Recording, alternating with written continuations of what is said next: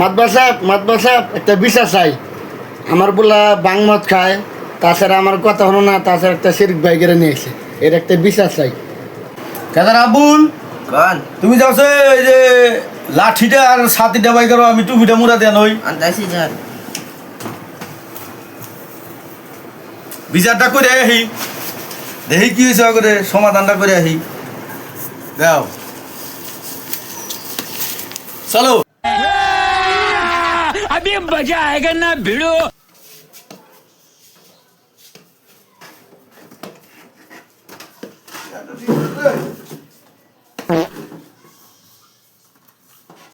আমি ছেলে নিয়ে আসি, এই যে আমার ছেলে যে কোনো একটা ব্যবস্থা করে দেন, আর এই যে গেদিদের বিয়া করে নিয়ে আসি।